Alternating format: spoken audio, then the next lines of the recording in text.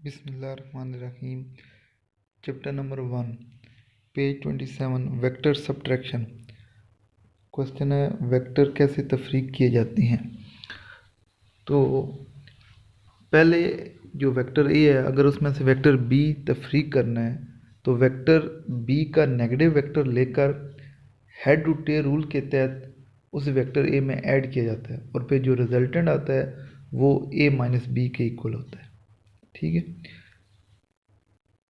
यानी कि अगर हमारे पास एक वेक्टर ए है, एक वेक्टर बी है और कहा जाता है कि ए माइनस बी करें, तो नेगेटिव बी क्या होगा।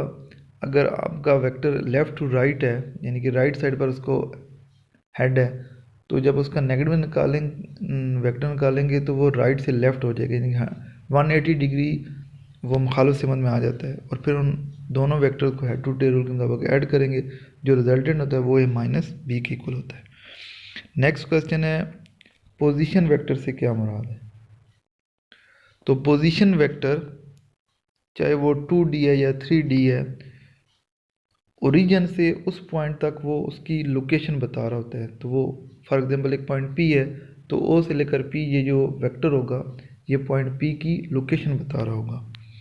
एक ऐसा वेक्टर जो ओरिजिन के लिहाज से किसी पॉइंट की पोजीशन को जाहिर करे पोजीशन वेक्टर कहलाता है।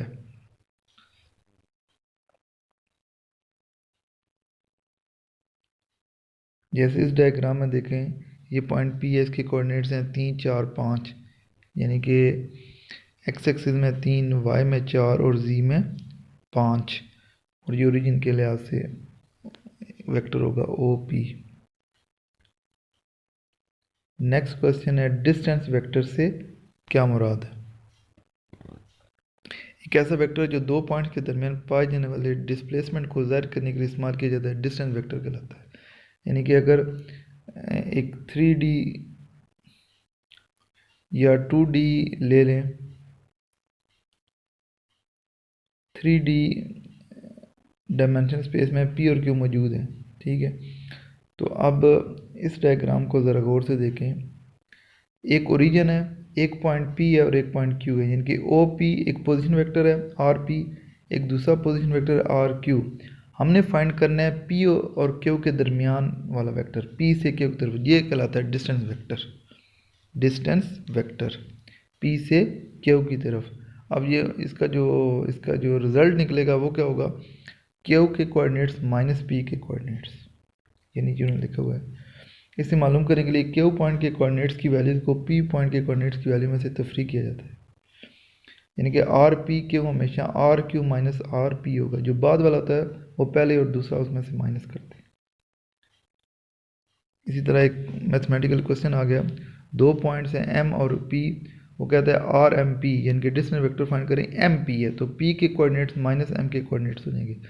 P के कोऑर्डिनेट्स ऊपर लिखे हैं और M के कोऑर्डिनेट्स नीचे लिखे हैं। चूँकि माइनस होंगे लिहाजा M कोऑर्डिनेट्स की जो सारी अलामतें हैं वो बदल जाएंगी। जो -1 था वो +1 हो जाएगा, जो +2 था वो -2 हो जाएगा, जो +1 था वो -1 हो जाएगा। अब माइनस कर लें, यानी कि ऐड कर लें, -2 और +1 ये -1 आ जाएगा, -3 और -2 -5 हो जाएगा, -4 और -1 -5 हो जाएगा। नेक्स्ट क्वेश्चन है जी, वेक्टर मल्टीप्लिकेशन। तो वेक्टर्स को दो तरह से मल्टीप्लाई किया जा सकता है कि जब दो वेक्टर्स को मल्टीप्लाई किया जाए और जवाब एक वेक्टर आए, या जवाब एक स्केलर भी आ सकता है। अगर स्केलर आए तो वो स्केलर प्रोडक्ट कहलाएगा, और अगर वेक्टर आए तो वो वेक्टर प्रोडक्ट कहलाएगा।